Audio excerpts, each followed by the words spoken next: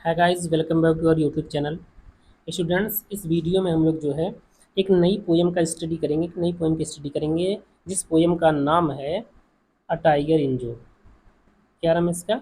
इसका नाम है अ टाइगर इन जू, चिड़िया घर में एक बाघ। अब देखिए, ये जो चैप्टर है वो लेज़ली नॉरिस के द्वारा लिखा गया है। इसके जो पोएट हैं वो कौन है? Lazily Norris.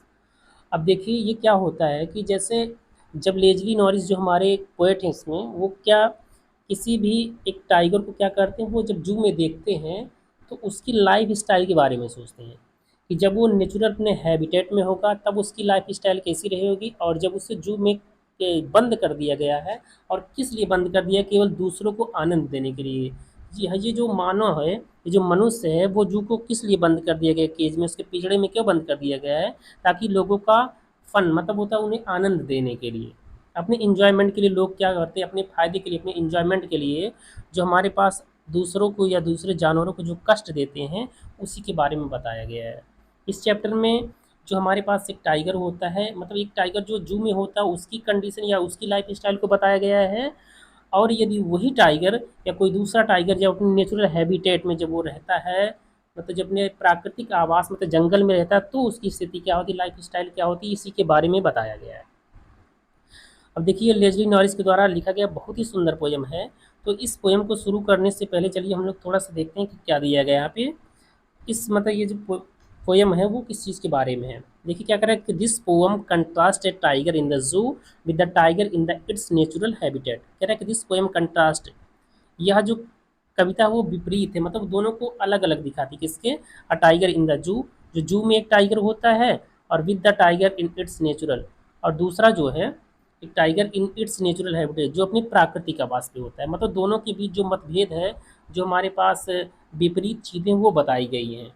कि कह रहा है कि this poem contrast tiger in the zoo, मतलब जू में जो एक टाइगर होता है उसके बीच में, और with the tiger in the natural habitat, और जो अपने एक प्राकृतिक आवास मतलब जंगल में जो टाइगर रहता है उसके बीच में जो अंतर समझ लीजिए बताया गया है। कह रहा है कि the poem moves from the zoo to the jungle and back again to the जू।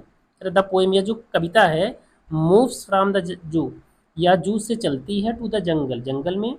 मतलब इस पोएम में पहले जू के बारे में दिया गया, उसके बाद जंगल के बारे में दिया गया, एंड बैक अगेन, और पुनः वापस आ जाती है टू द जू।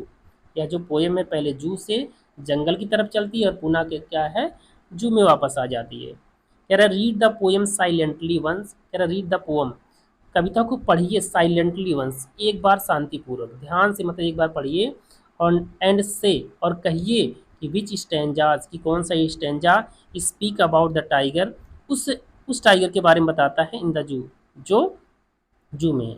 और बताइए कि कौन सा स्टैंजे में या किस स्टैंजा में speak about the tiger in the zoo, कौन सा स्टैंजा जो है जू में टाइगर के बारे में बात करता है, एंड विच वंस, और कौन सा जो स्टैंजा है स्पीक अबाउट द टाइगर, उस बाघ के बारे में बात करते हैं इन द जंगल, जो जंगल में होते हैं।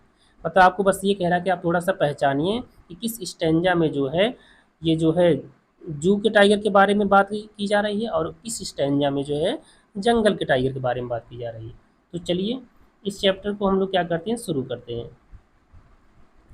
अब यहाँ पे देखिए, पहला जो हमारा स्टैंजा है वो कहाँ से लिया गया? स्टार्टिंग से ही दिया गया है कि पहले जो हमारा स्टैंजा है वो कहाँ पे, जू में है, फिर जंगल में जाएगा, फिर पुनः जू में वापस आ जाएगा। उसकी स्थिति, उस कंडीशन के बारे में बताया गया है।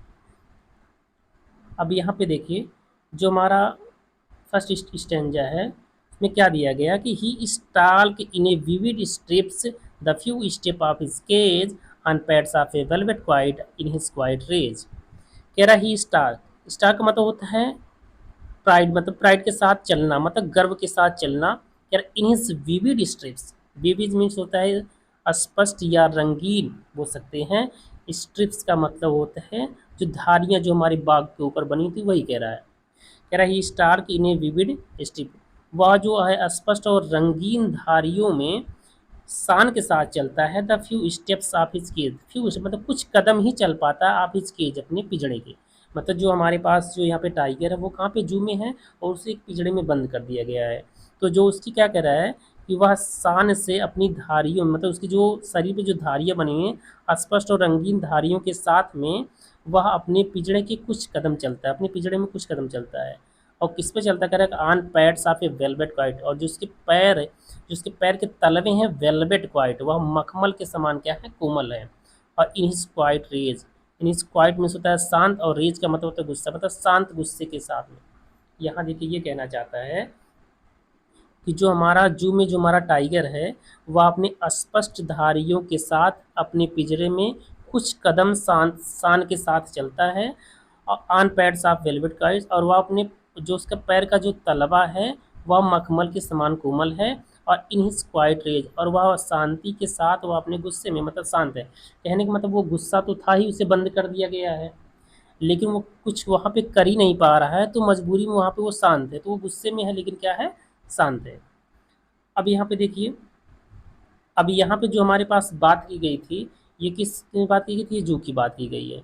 अब पुनः जो इसमें बात की जा रही है कि जो हमारे पास टाइगर है, जब वो जंगल में होता है तो उसकी मनोदशा कैसी होती है, उसकी स्थिति कैसी होती है, लाइफ स्टाइल कैसी होती है, उसके बारे में यहाँ पे बताया गया है। तो यहाँ पे देखिए इस स्टेंजा को हम लोग देखते हैं।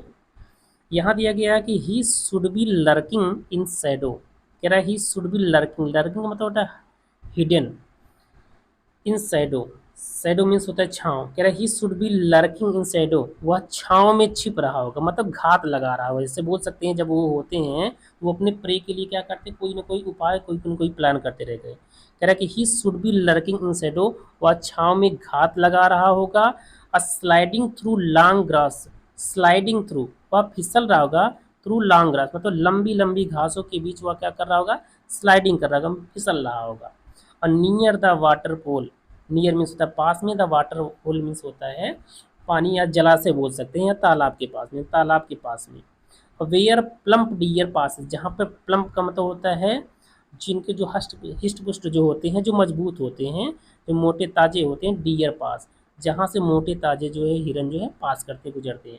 अब यहाँ देखिए क्या कहना चाहता है कि he should B lurking in A shadow, वह छाँव में घात लगा रहा होगा, क्या अपने प्रे को पकड़ने के लिए। और स्लाइडिंग थ्रू लॉन्ग ग्रास, और लंबी घासों में क्या फिसल रहा होगा, नियर द वाटर होल, जलाशय के पास में, वेयर प्लम्ब डियर पास, जहाँ पे जो है मोटे तगड़े हिरन पास होते हैं। यहाँ पे वो क्या कर रहा है कि छाँव में क्या कर रहा है, घात लगा रहा है, और घासों की इधर उधर फिसल रहा है जो वहाँ पे जलाशय है उसके पास में, ताकि जो हिरन अगर कभी कोई अच्छे हिरन वहाँ पे जब पानी पीने के लिए आएंगे तो उन्हें क्या करेगा, वो प्रे कर, मतलब वो शिकार कर लेगा उन लोगों का। अब अगला देखिए, जो अगला हमारा पैसेज है, जो हमारा स्टेंजा है, इसमें क्या कहा गया है, इसमें कहा गया है कि ही शुड बी स्नार्लिंग। अभी देखिए अभी वहीं पे कहाँ पे है, अभी जंगल की बात चल रही है। कह रहा ही should be snarling around houses, कह रहा ही शुड बी स्नार्लिंग, स्नार्लिंग उसका गुर्राना, ही शुड बी स्नार्लिंग, वह गुर्रा रहा होगा अराउंड हाउसेज, उन घरों के चारों तरफ, एट द जंगल्स एज, जो जंगल के किनारे पर है, मतलब वह जंगल के किनारे पे जितने भी घर हैं उनके आसपास में क्या कर रहा है, उस गुर्रा रहा होगा। अब baring his white fangs his claws terrorising the village, कह रहा बेरिंग दिखा रहा होगा, हिज वाइट फैंग्स अपने सफ़ेद दांतों को, हिज क्लाज अपने जबड़ों मतलब अपने पंजों को दिखा रहा होगा, और टेरराइजिंग द विलेज, टेरराइजिंग से आतंकित कर रहा होगा, द विलेज में से गाँव वालों को या पूरे गाँव को। अब यहाँ पे देखिए क्या कर रहा है कि he should be snarling around the houses at the jungle edge, मतलब जंगल के किनारे पे जितने भी घर हैं वह उनके आसपास में गुर्रा रहा होगा।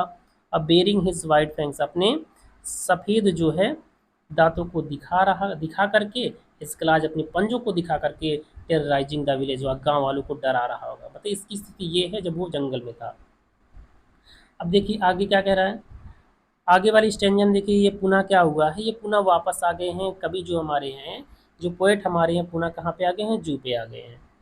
तो वहाँ पे देखिए क्या आगे कहा गया है, कह रहा है बट लेकिन, अब वो तो मान लीजिए सोच रहे हैं कि वो ऐसा कर रहा होता वहाँ, बट क्या है कि but he is locked in a concrete cell, कह रहा है बट ही इज़ लॉक्ड, लेकिन उसे बंद कर दिया गया है इन ए कंक्रीट सेल, इसे एक सीमेंटेड और जो कोठरी होती है जो उसमें क्या कर दिया गया है, बंद कर दिया गया है।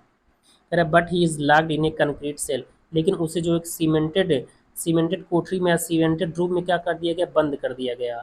और his strength behind bars, his strength जो उसकी शक्ति है, जो उसका पावर है, बिहाइंड बार्स वह सलाखों के पीछे है, जो उसकी शक्ति है वह सलाखों के पीछे है। कह रहा है stalking the length of his cage, stalking वह चल रहा होगा, शान से चल रहा होगा, लेकिन कहाँ तक, the length of his cage, अपनी पिजड़े की लंबाई तक, मतलब जितना उसका पिजड़ा होगा जहाँ उसे बंद किया गया उतनी जितनी उसमें जगह होगी उतना ही तो चल पाएगा वो। कह रहा है starting at the length of each edge, तो अपने पिंजड़े की लंबाई तक वह चल रहा होगा। इग्नोरिंग विजिटर्स, इग्नोरिंग मतलब बिना ध्यान दे, विजिटर में आगंतुक होगा, मतलब जो वहाँ पे घूमने के लिए, जो उसका आनंद लेने के लिए वहाँ पे आते हैं, उनको ना ध्यान देते हुए अपनी पूरी लंबाई में जहाँ तक वो चल पा रहा है वहाँ तक वो चल रहा है। लास्ट में देखिए क्या करेगा कि ही हीयर्स, अंत में क्या होता है, वो दिन भर तो उसके साथ ये होता है, अंत में क्या करेगा, he hears the last voice at night the patrolling cars and stares with his brilliant eyes at the brilliant stars. कह रहा है ही हीयर्स, वह सुनता है, द लास्ट वॉइस, अंतिम आवाज़, एट नाइट, रात में, वह रात्रि में अंतिम आवाज़ सुनता है, किसकी, द पेट्रोलिंग कार्स, जो गश्त लगा रही हैं, तो जो गश्त कर रही थी कारें होती है उनकी आवाज़ को सुनता है। कह रहा रात में, कह रहा रात में वह अंतिम सवार जो पेट्रोलिंग कर रही कारों की आवाज़ों को सुनता है। और क्या करता है, stares with his brilliant eyes, and stare, और वह घूरता रहता है, देखता रहता है, विथ हिज ब्रिलियंट आइज, अपनी सुंदर सुंदर आँखों से, किसे देखता है, एट द ब्रिलियंट स्टार, सुंदर सुंदर तारों को देखता रहता है। वह अपने सुंदर सुंदर आँखों से सुंदर सुंदर तारों को देखता रहता है, इस प्रकार से उसका जो लाइफ स्पेंड होता है। ठीक, तो इस चैप्टर में जो है, इस पोएम में हमने इस पूरे का एक्सपीरियंस सीख लिया, और आई होप कि आप लोगों को पूरे अच्छे से समझ में आएगा। अगर आप लोगों को कोई प्रॉब्लम हो रही तो आप प्लीज़ कमेंट बॉक्स में ज़रूर बताइएगा। Thank you, bye.